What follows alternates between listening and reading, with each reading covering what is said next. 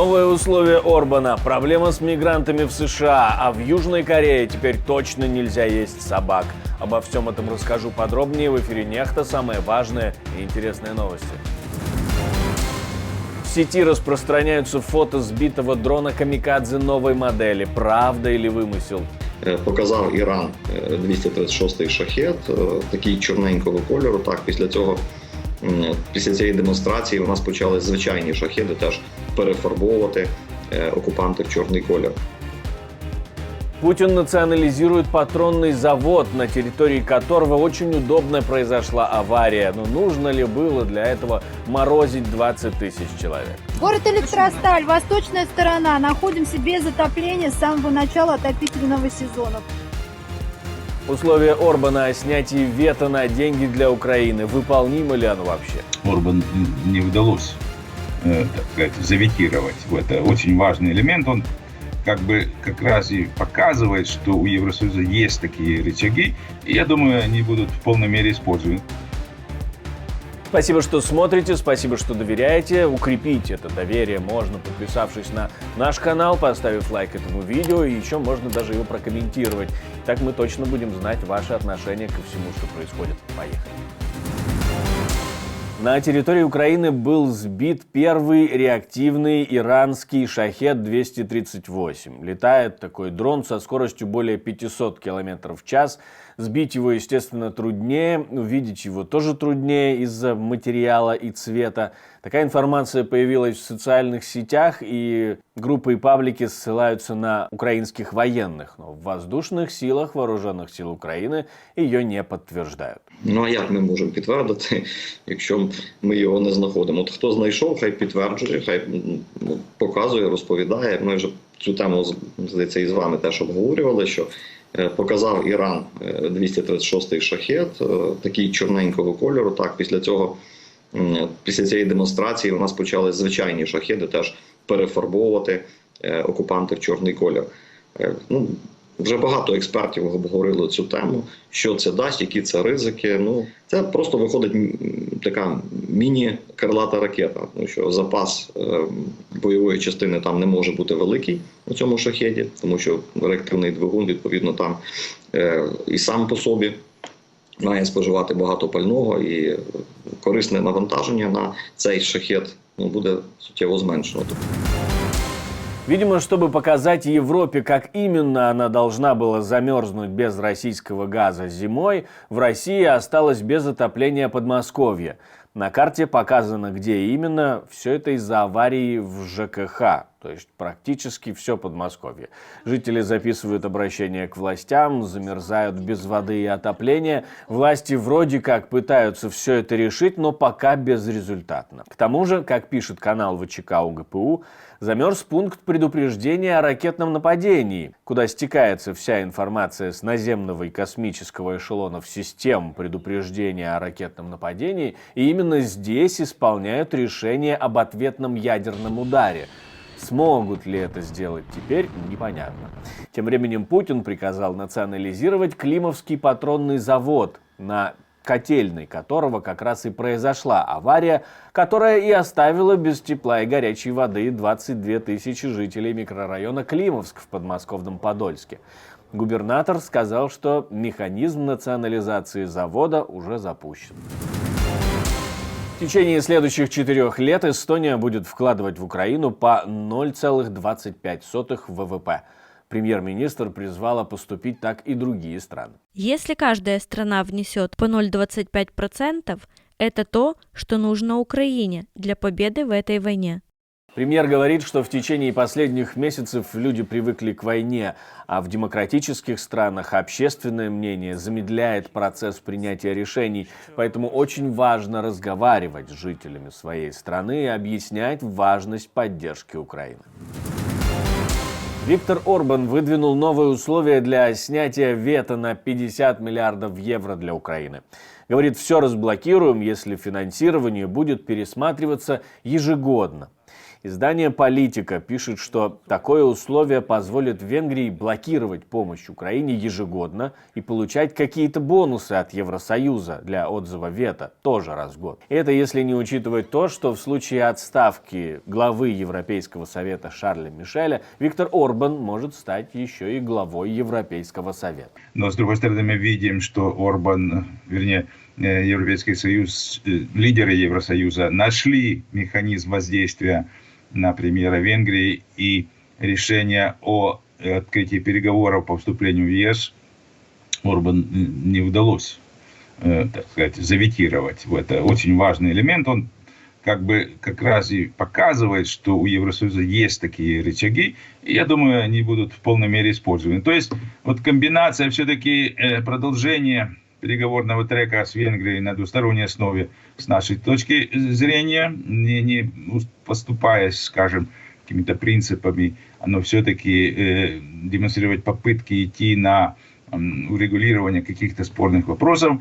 Это одна сторона. Ну и вторая сторона – это механизмы Евросоюза. И среди них, конечно, самое главное – это финансовый механизм. Но многие европейские дипломаты отмечают, что бюджет Евросоюза имеет 7-летнее планирование и невозможно его пересматривать каждый год. Вместе с тем, первый этап переговоров о финансировании Украины, в котором будут принимать участие послы стран-членов ЕС, состоится уже на этой неделе. В США призывают провести миграционную реформу, чтобы ограничить поток прибывающих в страну мигрантов. Реформа требует средств и дополнительных сотрудников. И об этом в американском Конгрессе говорят уже давно. А министр внутренней безопасности называет миграционную систему США сломанной. Теперь нам нужно, чтобы Конгресс выполнил свою часть работы и начал действовать. Наша иммиграционная система устарела, сломалась и нуждается в реформе буквально десятилетиями. С этим согласны все. Именно по этой причине президент Байден в первый же день своего пребывания в должности представил Конгрессу предложенный законопроект. Сейчас, 3 года спустя, я имею честь работать как с республиканцами, так и с сенаторами-демократами, которые неустанно трудятся над столь необходимой реформой и давно назревшими исправлениями в нашей системе. Нам нужно, чтобы Конгресс предоставил дополнительное финансирование, о котором президент Байден просил несколько месяцев назад. Нам нужно больше агентов пограничного патруля и больше специалистов по обработке дел, чтобы агенты могли работать на местах, выполняя героическую работу, которая является их основной миссией. Нам нужно больше офицеров, чтобы миграционные всплески не вынуждали прибегать к таким крайним мерам, как закрытие мостов. Американские суды отстают в рассмотрении дел о нелегальной миграции и сопутствующих нарушениях на 3 миллиона дел. В Китае тем временем отвергают обвинения Соединенных Штатов в шпионаже и обвиняют США в ответ. Заявления прозвучали после того, как в понедельник, 8 января, моряк военно-морских сил США был приговорен к 27 месяцам тюремного заключения за получение взятки в размере почти $15 тысяч от офицера китайской разведки в обмен на фотографии несекретной частной военной информации США. Я не знаю конкретики, но отмечу, что высокопоставленные представители американской разведки открыто заявили, что они добились прогресса в восстановлении своей шпионской сети в Китае. Америка, с одной стороны, постоянно распространяет ложную информацию о так называемых китайских шпионах, а с другой открыто заявляет, что хочет начать крупномасштабную шпионскую деятельность против Китая. Эти действия говорят сами за себя. Китай примет необходимые меры для решительной защиты национальной безопасности. Работавший на военно-морской базе Вентура-Каунти в Калифорнии признался, что отправлял своему китайскому куратору планы американских военных учений в Индо-Тихоокеанском регионе, оперативные приказы, электрические схемы и чертежи радарной системы на американской военной базе на острове Окинава в Японии. Наверное, простое совпадение.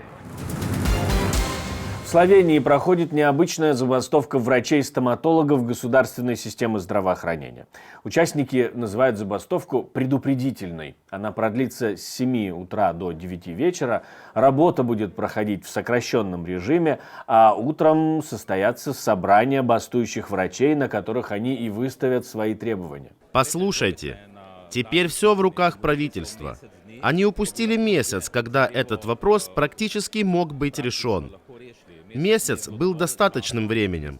Мы были готовы, даже во время праздников у нас была команда, готовая вступить в бой, если они решат сесть за стол переговоров. Так что вся ответственность теперь на стороне правительства. Они пропустили все сроки с самого начала. Они нарушили все, что нарушается. Начиная с закона о забастовке и заканчивая ответами на предложение о приложении к коллективному договору. Так что забастовка не будет нарастать. Забастовка будет продолжаться только в соответствии с принципом всеобщей забастовки в секторе здравоохранения. Вы знаете, что правило забастовки ограничивает нас и что на практике нам приходится делать практически все. Итак, мы союзники пациентов. Мы также работаем для пациентов. Мы работаем для того, чтобы продвинуть ситуацию в здравоохранении. Бывший министр здравоохранения Словении не может понять, почему бастуют врачи. Говорит, зарплату им подняли за прошлый год на сумму от 500 до 1000 евро. Но он предполагает, что все из-за того, что зарплаты молодых врачей приблизились к зарплатам врачей старшего возраста. И говорит, негоже из-за такого протестовать. Парламент Южной Кореи проголосовал за запрет торговли собачьим мясом. Разведение, продажа и убой собак для употребления в пищу теперь будет наказываться тюремным заключением сроком до 3 лет и штрафом в эквиваленте 20 800 евро. Далее мы примем решение об альтернативном специальном законе, который положит конец разведению, убою и распространению собак в пищевых целях. Пожалуйста, проголосуйте.